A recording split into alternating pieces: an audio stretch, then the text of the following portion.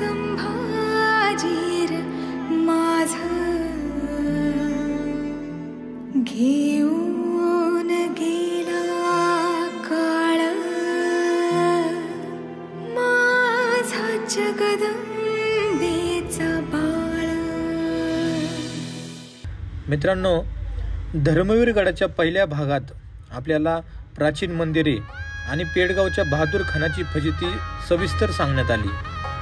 आत्ताच्या दुसऱ्या भागामध्ये आपल्याला शंभू राजांना या गडावर आणून त्यांच्यासोबत नक्की काय केलं, इथे नक्की काय झालं आणि औरंगजेबाने महाराजांना कोणते ते 3 प्रश्न विचारले याबद्दल जाणून घेऊ।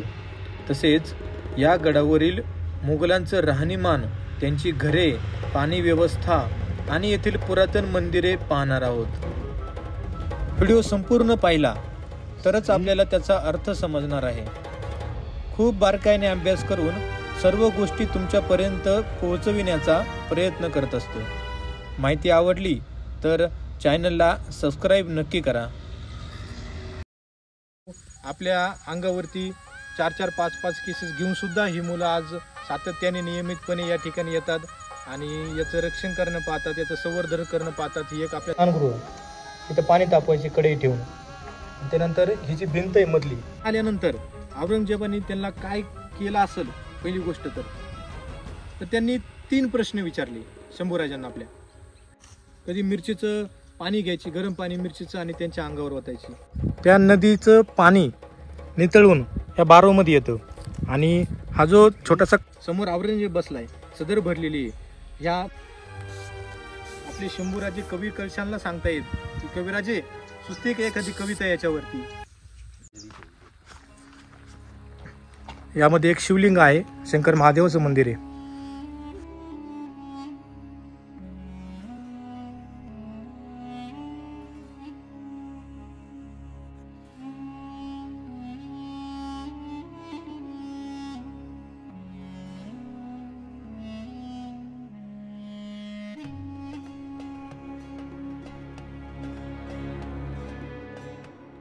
आपण ज्या ठिकाणी आता उभे आहेत तो आहे हमामखाना।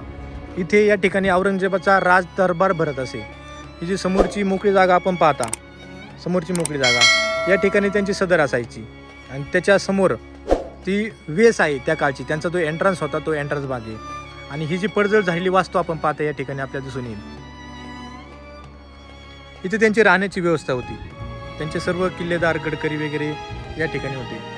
ही जी वास्तू आहे, ह्या वास्तूबद्दल अशी माहिती समोर आली की हा जो दगड आपल्याला दिसून येतो, या दगडात पूर्णपणे बांधकाम होतं। पण ज्यावेळेस औरंगजेब या ठिकाणी आला त्यावेळेस त्यांनी हा जो चुन्याचा लेप आहे तो चुन्याचा लेप यावरून लावला आणि याला अशी ही जी डिझाईन ही दिसती, गोलाकार डिझाईन, अर्धवर्तुळाकार, ही डिझाईन त्याच्यावरती देण्यात आली, त्याला लेप लावण्यात आला। तर आता पडझड पूर्णपणे या गडाची झालेली आहे।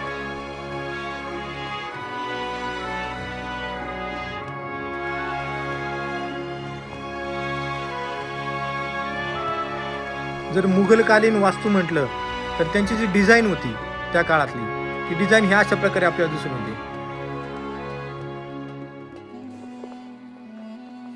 आता हे फक्त अवशेष आपल्याला या ठिकाणी शिल्लक दिसून येतात।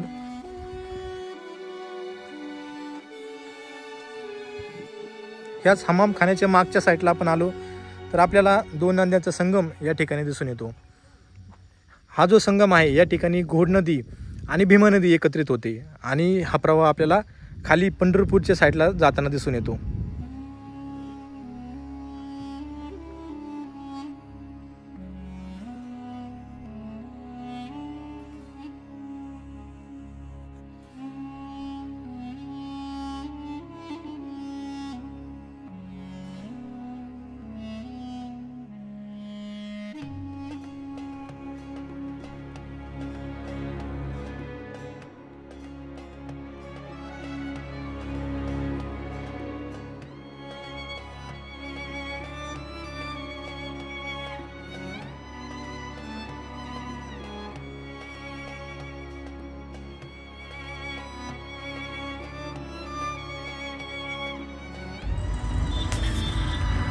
मुघलकालीन राहण्याची व्यवस्था जर आपण पाहिली तर ती त्या काळातील अतिशय प्रगत व्यवस्था म्हणता येईल। प्राचीन दगडी बांधकाम, त्यावर चुन्याचा लेप आणि त्यावर कलाकुसर करत बनवलेले नक्षीकाम आपल्याला दिसून येते.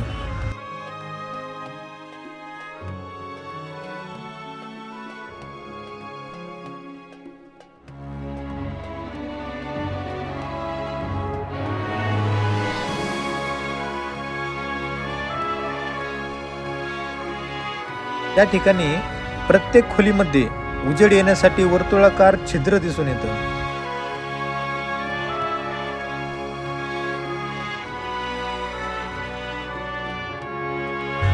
ही खोली थोडी आकाराने मोठी दिसून आली. एक भुयारी छिद्र या ठिकाणी दिसून येतं. आता ते बुजून गेलं आहे, परंतु तरीही 4 ते 5 फूट खोली अजूनही शिल्लक आहे.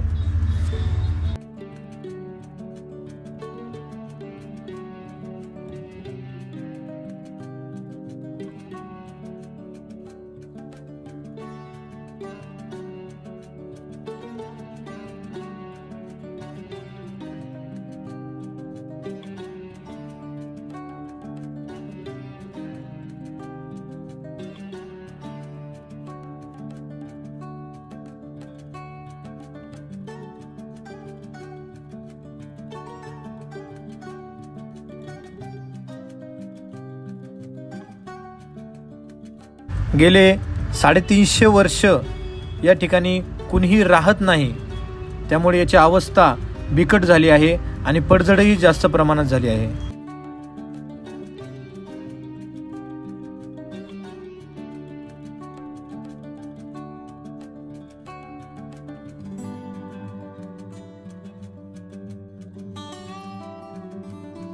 थोडं पुढं आल्यावर पाणी गरम करण्याची व्यवस्था दिसली. त्याचा धूर जाण्यासाठी वरच्या बाजूला छिद्र बनवलेली आहेत. तसेच त्या काळात पाणी मार्गासाठीही भिंतीमधून खापरी नळी काढण्यात आली होती.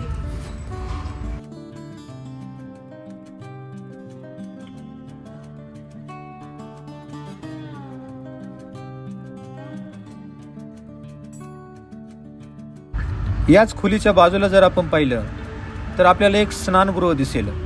खाली उतरण्यासाठी पायरी मार्ग सुद्धा बनवलेला होता. तसेच या ठिकाणी देखील पाईपलाईन मार्ग दिसतो. यावरून आपल्याला समजते की 350 वर्षापूर्वी सुद्धा लोक किती प्रगत होती.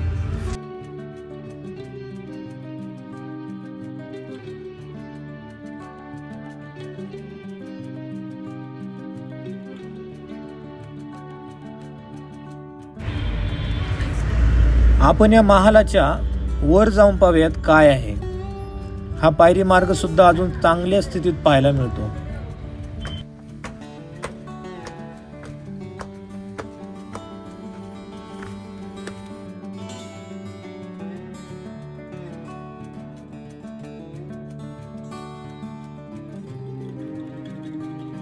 वर आल्यावर मन प्रसन्न होईल असा नजारा दिसला. तसेच सर्व गडावर नजर जाईल अशी या गडाची उंची आहे.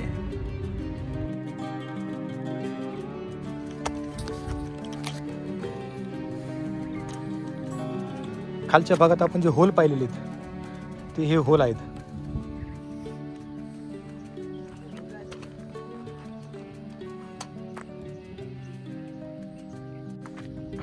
आजच्या काळात जे लवगड्स आहेत त्यांनी असे नक्षीकाम केलेले आपल्याला आढळून येते. गड कोणताही असो, किल्ला कोणताही असो, हे करणं चुकीचं आहे.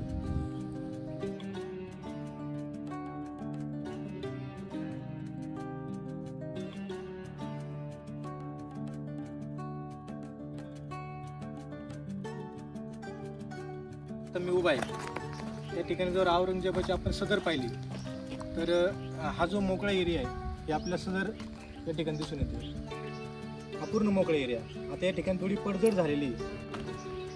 हा जो आहे हा मेन एंट्रन्स आहे, हा मिडलला येतो एक मध्यभागी. तिथून आपण जर पाहिलं त्या ठिकाणी तर त्या VCचा जो मध्यभाग आहे, जे VCची एंट्री, तर त्याच्या बरोबर मधोमध हा रोड आपल्या या ठिकाणी दिसून येतो. याच्यामध्ये हे जे पडझड झालेले आपण हे खांब आहे, हे खांब आणि हा त्यांचा मेन एंट्रन्स. इथं त्यांना बसण्याची जागा वगैरे असावी असा एक अंदाज बांधण्यात येतो. हे खांब कदाचित याच्यावरती असावे ठेवलेले, त्याच्यावरती हे जे पडझड झाले खांब आहेत, ही त्यांची राजसदर. या ठिकाणी जर माग आला आपण तर ही एक छोटी खोली, अशी एक खोली आपल्या इथे दिसून येते. आणि मसलती वगैरे करण्यासाठी ही एक छोटी रूम आहे, ही एक छोटी रूम आहे. या ठिकाणी अजून थोडं आपण पुढे येऊ. पुढे आल्यानंतर आपले एक मोठा हॉल दिसेल इथे. त्याची जी लांबी ती किमान तिथून ते इथपर्यंत दिसून येते. हा एक मोठा हॉल त्यावेळी असावा असा अंदाज आपण बांधू. थोडंसं ह्या भागात आलं तर आपल्याला तिथे एक पडकी वास्तू दिसून येते खाली. तर ती कदाचित त्या काळातील पाणी वरती घेण्यासाठी, मोठ वगैरे लावण्यासाठी. मित्रांनो, जर आपण आपले गडकिल्ले पाहिले आणि मुघलांचा एखादा गडकिल्ला पाहिला तर त्यामध्ये आपल्याला फरक असा दिसून येतो, लगेच दिसून होते गेल्यावरती. आता ही जी संरचना तुम्ही पाहताय ह्या गडाची, तर इथं बघा तुम्ही पायऱ्या दिसतात आणि इथं लगेच एखादी सदर चालू होती. आता जर आपण समोर पाहिले या ठिकाणी इथे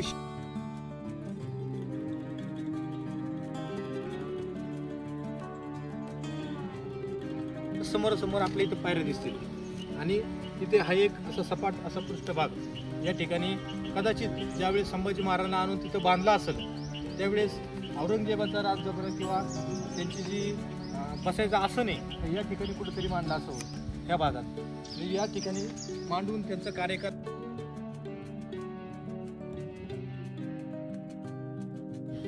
कारण औरंगजेबाचं किंवा मुघलांचं जर कुठलंही आपण आसन पाहिलं तर हे अशाच ठिकाणी किंवा अशाच स्वरूपाचं दिसून येतं.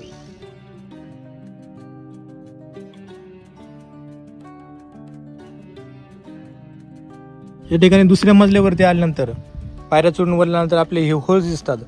आता खाली आपण सांगितल्याप्रमाणे त्या ठिकाणी स्नानगृह होते किंवा पाणी तापवण्याची जागा होती. तर वरून आपण हे पाहिलं तर काय अशा पद्धतीने आपल्याला दिसून येईल. हे स्नानगृह, इथं पाणी तापवायची कढई ठेवून. त्यानंतर ही जी भिंत आहे मधली, त्या भिंतीला जे पाईपलाईनचे होल्स दाखवले होते ते होल्स आपल्या इथून दिसून येतील. अशा पद्धतीचा एक नमुना त्या काळात त्यांनी केला होता. तर मित्रांनो, या ठिकाणी आल्यानंतर आपल्याला हा एक मित्र भेटलेला आहे. थोडीशी गप्पा, थोडीशी चर्चा रस्त्याने येत असतानाच आपण केल्या. परंतु इथं आल्यानंतर जो शौर्यस्तंभ आहे त्याबद्दल थोड्या चर्चा करण्यात आल्या. या ठिकाणी ही लोक काय काय मदत करणार आहेत, काय काय ॲडव्हान्समध्ये इथं नवीन काय पुतळे उभारणार आहेत किंवा बागबगीचा करणार आहेत, त्याबद्दल थोडी विचारणा करण्यात आली. तर कष्ट भरपूर आहेत ह्या लोकांचे. या ठिकाणी बरंच काय त्यांनी करण्याचा प्रयत्न केला. काही ठिकाणी विरोधही झाला. अजूनसुद्धा राजांचा गड असताना सुद्धा विरोध होते, म्हणजे ही बाब गांभीर्यपूर्वक घेण्यासारखी. परंतु आपल्या अंगावरती 4-4, 5-5 केसेस घेऊन सुद्धा ही मुलं आज सातत्याने नियमितपणे या ठिकाणी येतात आणि याचं रक्षण करणं पाहतात, याचं संवर्धन करणं पाहतात. ही एक आपल्यासाठी आनंदाची गोष्ट आहे. तर मित्रांनो, नाव काय तुमचं पूर्ण? आदित्य नवनाथ गवईकर. आदित्य नवनाथ गवईकर. तर भरपूर असं मोठं योगदान ह्या मुलांनी या ठिकाणी आपल्याला दिले. आज आपल्याच वयाचा एक मुलगा आहे हा. रोज इथे येणे, आपल्या वेळात वेळ काढून येणे. मित्रा, शिक्षण वगैरे किती, काय काय करता तुम्ही आता? आता BA सेकंड इयरला चालू. सेकंड इयर जाता. आणि बिझनेस चालू. अच्छा, बिझनेस चालू स्वतःचा. ठीक आहे. मग तुम्हाला वेळ भेटतो का रोज एवढं सगळं करण्यासाठी? हा, वेळ काढायला लागतो. वेळ काढून येतात. तुम्हाला अजून मदतीला किती लोक आहेत या ठिकाणी? मदतीला भरपूर लोक आहेत. म्हणजे आमची जी टीम धर्मवीर गड आणि श्री शिवप्रतिष्ठान हिंदुस्थान आहे ना, त्यानुसार आमची दर महिन्यात 4थ्या रविवारी मोहीम असते. तेव्हा 50-60 पोरं असतात मोहिमेला. म्हणजे एक आपण महिन्यातनं एक काम घ्यायचं आणि ते काम त्या दिवशी करायचं. ते चालू असतं. काम काय करतात त्या? म्हणजे स्वच्छता, झाडे तोडणे, झाडांना पाणी देणे, हे काम चालू असतात. कारण की रोज पण पोरांना येणं होणार नाही. रोज नाही, कारण की त्यांचं पण काम म्हणजे हे ते असतंच. आता गावाकडं म्हणलं की ते चालूच असतं. एक रविवार, अख्खा रविवार राहायचं त्या कामासाठी. महाराजांमुळे आपण आपल्यामुळे ती नाही. हा, बरोबर. त्यांनी धर्म बदलला असता, तुम्हाला पण माहिती, मला पण माहिती. सगळ्यांचे धर्म आज बदलले. 100%. म्हणून त्यांच्यामुळे आपण, म्हणून त्यांना असं वाटत नाही की एक रविवार देणं ही लय मोठी गोष्ट आहे. म्हणजे आपण रोज काम केलं ना तरी कमीच येते. त्यामुळे आम्ही एक रविवार देतो. आता माझे 2-3 मित्र आहेत. आमचं तर रोज असतं येणं जाणं, पण पोरं दर रविवारी येतात. आता हा जो निधी, समजा रोज तुम्ही हार आणता, साफसफाई करता, तुम्हाला जे काही सामग्री लागते या ठिकाणी, तो निधीची उपलब्धी कुठून होते? जे आमची टीम धर्मवीर गड त्यानुसार त्याला म्हणजे प्रत्येक गावात एक प्रमुख आहे. हा, प्रत्येक गावचं. किती गावं मदत करतात त्या गोष्टीसाठी? आता 60 गाव आहेत. 60 गावं तयार केली तुम्ही. तरी माझी सर्व पेडगाव ग्रामस्थ असतील, आजूबाजूचे गाव असतील, या ठिकाणचे आमदार असतील, खासदार असतील, यांना सर्वांना अशी विनंती आहे की ही जी मुलं आज स्वतःच्या अंगावर एवढं काम करतात, एवढं कष्ट करतात, तर त्यांना एक चांगली बाजू निर्माण करा, ज्याप्रमाणे आपल्या गडाचं संवर्धन होईल आणि गडाचं सुशोभीकरण होईल आणि या गडाचं वास्तव्य हे काही काळ असंच टिकून राहील. सर्वांना माझी विनंती आहे की ह्या मुलांची खरंच मदत करा आणि ही आपल्या काळात.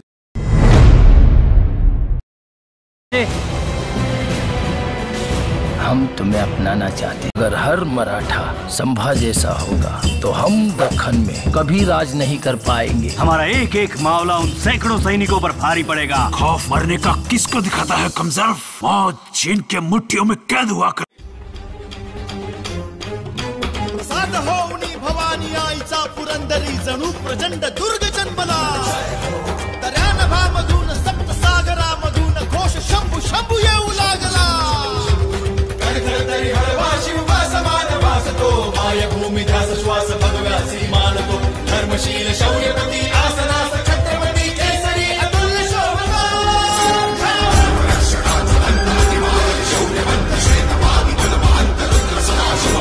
शास्त्र नीती कीर्तिमंत शौर्यवंत राजसी कुशाग्र बुद्धिवंत शोभला. प्रजाजनास रक्षण्या स्वराज्य सिंधू राखण्या पुनश्च तेज सूर्य लाभला.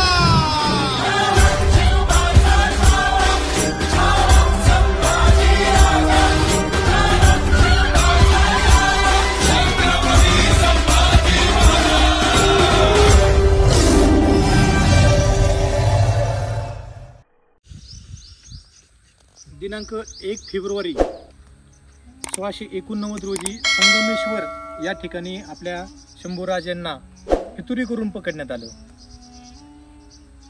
त्यांना समोरासमोर पकडण्याची हिंमत तर कोणातच नव्हती. ज्याने मृत्यूला नमवून धर्माला जीवनदान दिले तो मराठा साम्राज्याचा वार होता, जो मुघलांच्या छाताळा आर पार घुसला होता.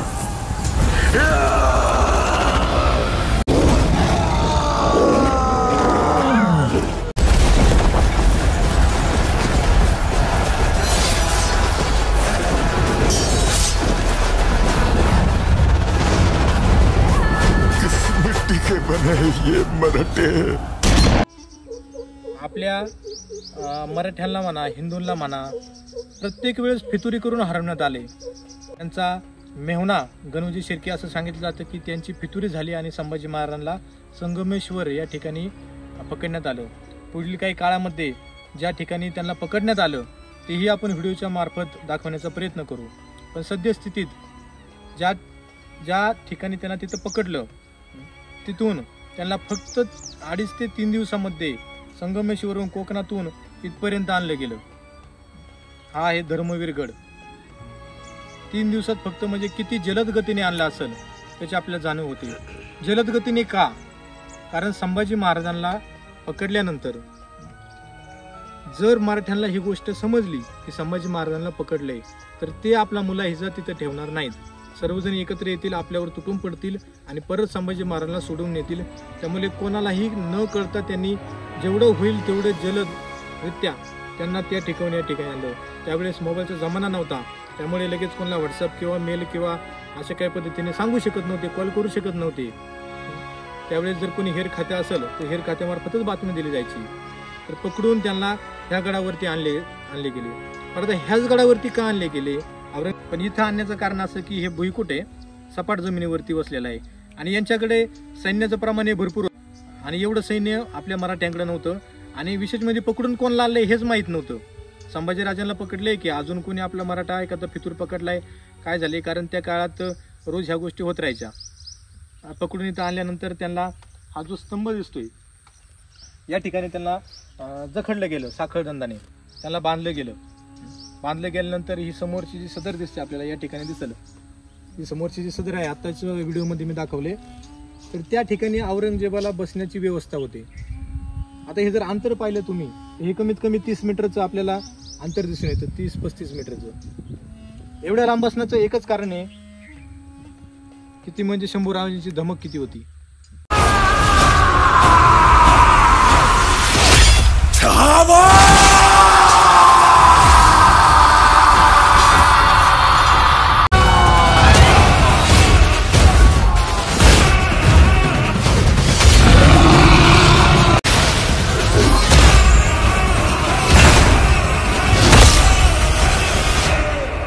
शिवा गया पर अपनी सोच जिंदा छोड़ गया. त्यांना एवढं साखळदंडात जखडून आणलं होतं तरी पण त्यांच्या जवळ येण्याची हिंमत नव्हती कोणाची. एवढा बलाढ्य आमचा राजा होता आणि ह्याच राजाचा इतिहास हा आपण टिकून ठेवायचा आणि पुढे न्यायचा आहे. पुढच्या पिढीला पण आपले समजलं पाहिजे इतिहास काय होता. आता ज्याप्रमाणे आपल्याला सकाळी इथे एक मुलगा भेटला, एक दुर्गसेवक भेटला, तर त्यांच्याकडून आम्हाला असं कळलं की हा जो स्तंभ आहे त्या स्तंभाला छत्रपती संभाजीराजांना बांधलं आणि त्यांचा जो छेड केला तो याला बांधून केला असं सांगितलं जातं. परंतु काही उणीव आमच्या मनात अशा पण होत्या की हा एवढंसा स्तंभ मग त्याला बांधलं कसं असेल. तर त्यावेळेस आम्हाला त्याला ही गोष्ट कळली की हा जो स्तंभ आहे हा खाली गाडला गेलेला आहे. ही जे खाली आपल्या माती दिसती असा काय ढिगारा हा गाडला गेलेला आहे. त्या सदरची उंची अजून भरपूर आहे, जवळजवळ 6 फुटाची 6-6.5 फुटाची उंची आहे आणि हे स्तंभाची उंची जवळपास 6 ते 7 फुटाची आहे. आपल्या डोक्याच्याही वरती झाली एवढी ह्या स्तंभाची उंची आहे. परंतु आता काय कारणास्तव तो गाडला गेलाय, परंतु तरीही त्याचं जतन आता या ठिकाणी करण्यात येते. ही एक चांगली गोष्ट आहे आपल्यासाठी. तर संभाजी महाराजांना आणून त्यांनी या ठिकाणी बांधलं. तसेच संभाजी महाराजांसोबत त्यांचा एक जवळचा मित्र होता, तो कविता करायचा, त्याचं नाव होतं कवी कलश. अत्यंत प्रामाणिक माणूस होता. शेवटपर्यंत मरणाच्या दारापर्यंत त्यांनी संभाजी महाराजांना साथ दिली. आपलं तोंड उघडून कोणत्याही प्रकारची फितुरी त्यांनी केली नाही. आता औरंगजेबाने पकडून आणलंय म्हटल्यानंतर ते आपल्याला मरण येऊपर्यंत सोडणार नाही, ह्या गोष्टी दोघांनाही माहीत होत्या, कवी कलश आणि राजे शंभूराजे. तरी पण आपलं तोंड त्यांनी उघडलं नाही. आता इथं आल्यानंतर औरंगजेबाने त्यांना काय केलं असेल, पहिली गोष्ट तर त्यांनी 3 प्रश्न विचारले शंभूराजांना आपल्या. त्यामध्ये पहिला प्रश्न असा होता की आमच्या मुघल सैन्यातील असा कोणता माणूस होता की जो तुम्हाला फितूर होता, हा त्यांचा पहिला प्रश्न होता.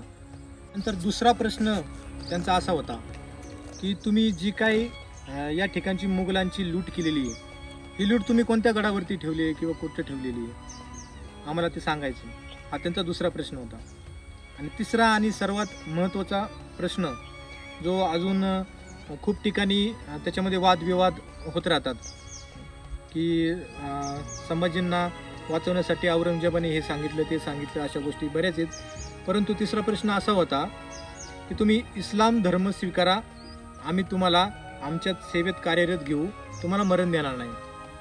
हमारे साथ मिल इस्लाम कबूल कर लो. धर्म मतलब आस्था, और आस्था बदली नहीं जाती औरंगजेब. संभाजी 1000 बार जिएगा, 1000 बार मरेगा, मगर हिंदू धर्म नहीं. तुम्ही आमचा धर्म स्वीकारा.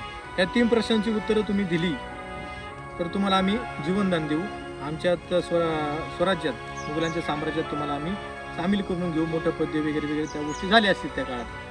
परंतु ह्या 3ही प्रश्नांमध्ये संभाजी महाराजांनी आपलं तोंड उघडलं नाही. आणि फितुरी ही संभाजीराजांच्या आयुष्यात किंवा त्यांच्या जीवनात नव्हतीच. त्यामुळे मुघलांचं कोण फितूर झालं होतं, आपल्याला कोण बातम्या सांगितलं होतं, अजिबात नाही, काहीच सांगितलं नाही त्यांनी. किंवा आपण खजिना कुठे ठेवलाय, आता जो खजिना संभाजी महाराजांनी लुटून एका गावावरती कुठेतरी ठेवला असेल त्या काळात, आता तो का सांगावा ह्या औरंगजेबाला. कारण जो काही खजिना आहे तो खजिना मुघलांनी आपलाच लुटून नेलेला आहे आणि तेच परत त्यांच्यावरती स्वारी करून तोच लुटून आम्ही परत आमच्या घरात नेऊन ठेवलं आहे, आमच्या गडा किल्ल्यात नेऊन ठेवलेला आहे. मग तो का सांगायचा. आपल्या एका सांगण्याने किंवा आपल्या धर्म बदलण्याने, इस्लाम धर्म बदलण्याने पूर्ण स्वराज्य आपलं नष्ट होऊन जाईन ही गोष्ट आपल्या शंभूराजांना माहीत होती. त्याच्यामुळे त्यांनी एकही गोष्ट मान्य केली नाही.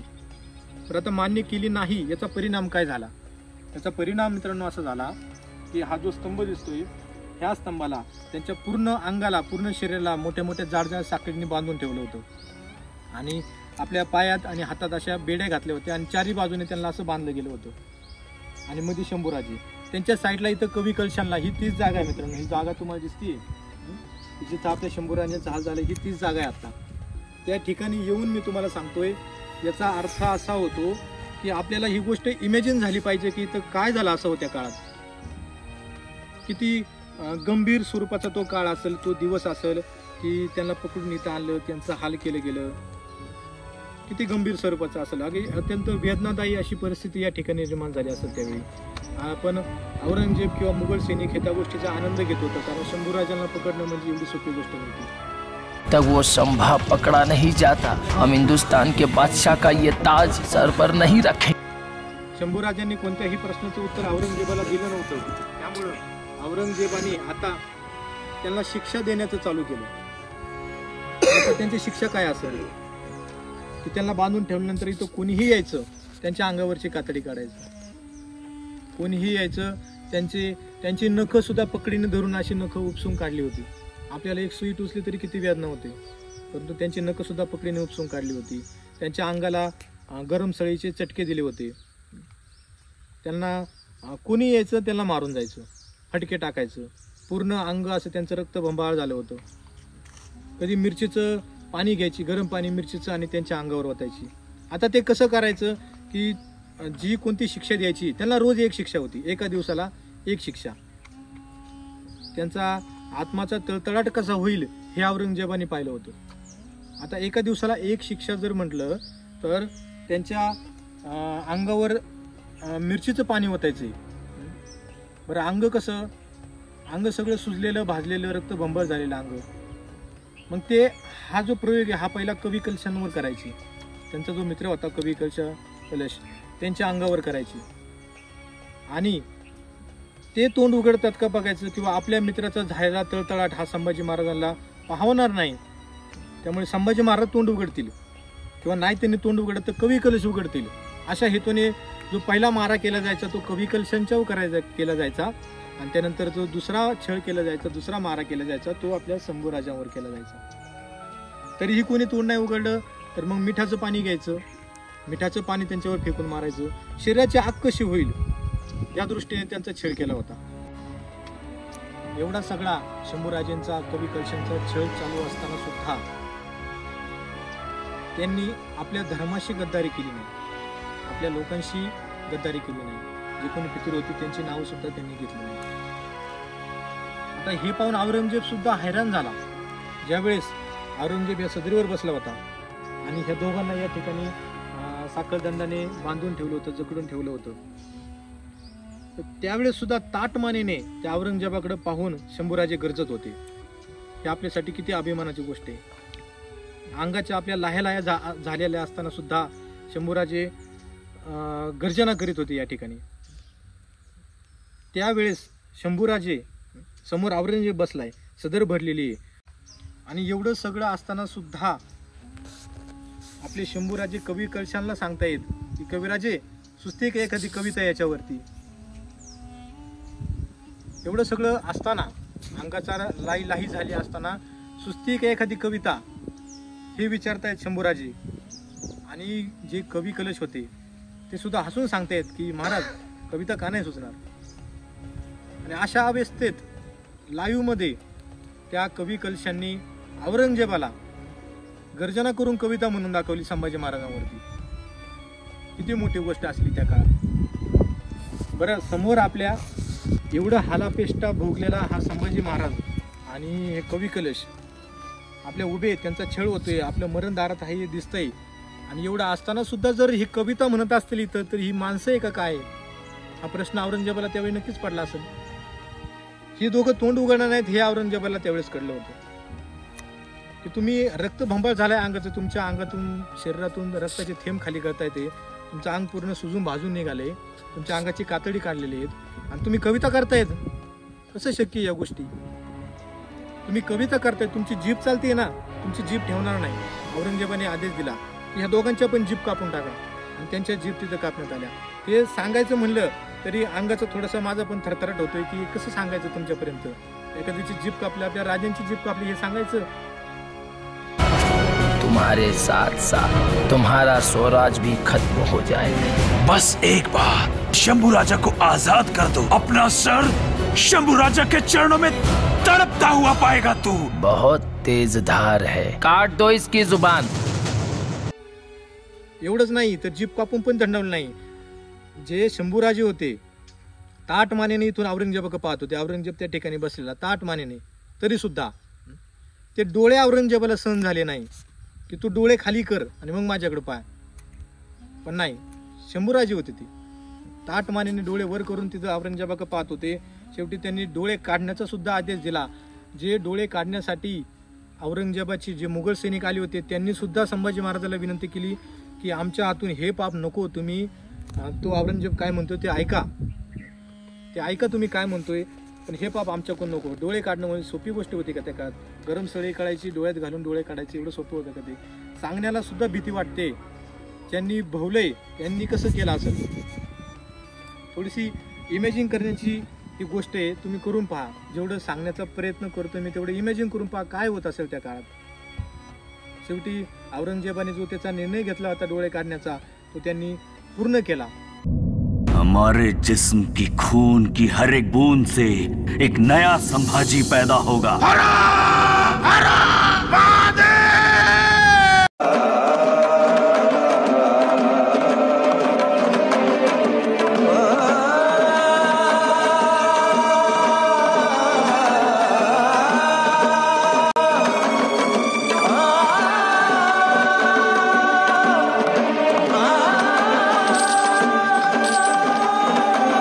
आणि अशा अवस्थेत त्यांना काही दिवस ह्या गडावरती ठेवलं आणि नंतर आपला राजा पकडला। ही बातमी पंचक्रोशीत पसरायला लागली आणि आता मराठ्यांचा हल्ला होऊ नये किंवा एवढं सगळं झाल्यानंतर महाराज सुटून जाऊ नये म्हणून त्यांनी इथून पळ काढण्याचा निर्णय घेतला आणि थेट ते गेले वडू बुद्रुक तुळापूर, आळंदीच्या जवळ एक गाव आहे तुळापूर नावाचं, त्या ठिकाणी तिथं संभाजी महाराजांना घेऊन गेले आणि तिथं त्यांना मृत्यू आला।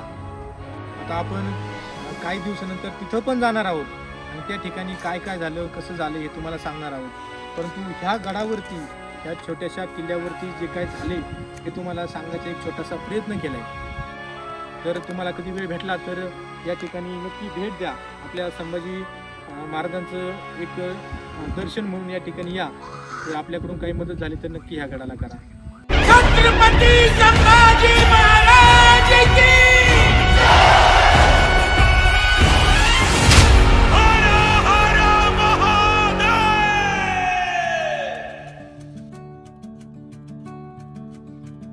किल्ल्यात प्रवेश केल्यानंतर हमामखान्याच्या आधी आपल्याला एक मंदिरांची नावे असलेला बोर्ड पाहायला मिळेल। या बाजूला श्री लक्ष्मीनारायण मंदिर, श्री बालेश्वर मंदिर आणि श्री पाताळेश्वर मंदिर पाहण्यास मिळते।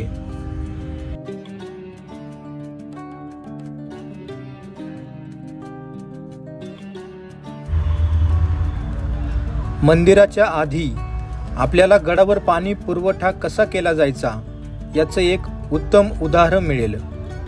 जाताना डाव्या बाजूला नदीकाठी एक खोल बारव पाहायला मिळेल। याच बारवमधून पाणी काढून एका विशिष्ट उंचीवर मोटेद्वारे पोहोचवले जायचे आणि तेथून हत्तीमोड 2 कडे सोडले जायचे। हत्तीमोड 2 कडे एक मोठी पाण्याची टाकी आपल्याला दिसते।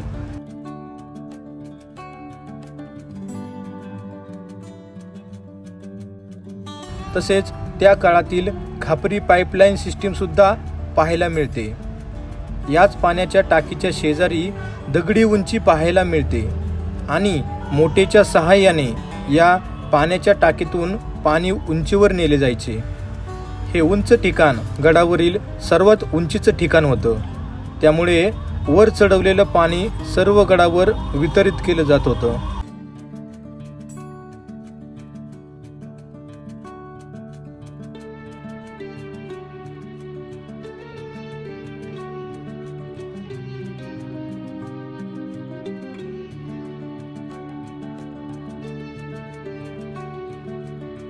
या ठिकाणी मंदिर पाहिल्यावर आपल्याला जुन्या वास्तुशिल्पकलेचा अंदाज येईल।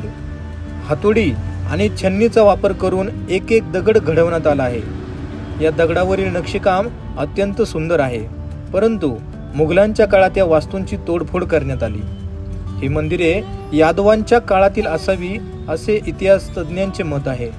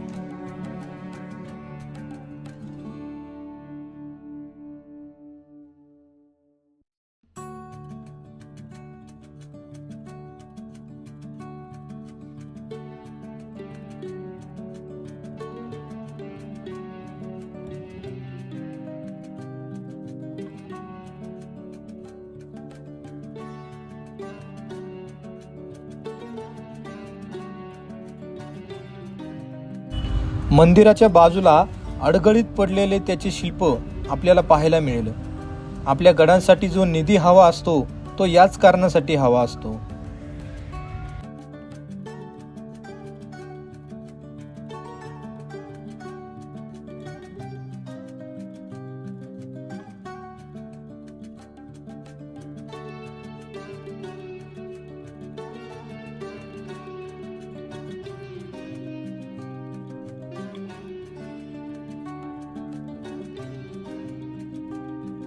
शेवटी आपल्याला पाताळेश्वर मंदिर पाहायला मिळेल. पाताळेश्वर म्हणजे जमिनीच्या खालच्या भागात शिवलिंग दिसून येतं. हे मंदिर टीम धर्मवीर गड यांनी स्वखर्चातून नव्याने बांधलेले मंदिर आहे. या सर्व टीमला आमचा मानाचा मुजरा.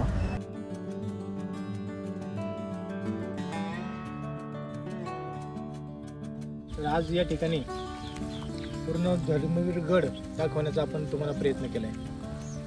गडाचा एरिया हा खूप मोठा आहे.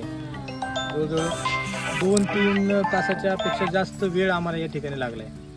जेवढं होईल तेवढं बारीक सारीक तुम्हाला समजवण्याचा प्रयत्न या ठिकाणी केला आहे. ज्या 2 विशेष महत्त्वासाठी हा गड ओळखला जातो ते म्हणजे एक पेडगावचा शहाणा आणि एक दुसरे आपले धर्मवीर छत्रपती संभाजी महाराज यांना इथं पकडून आणलं होतं. ह्या दोन्ही गोष्टी तुम्हाला समजून सांगितल्या गेल्या.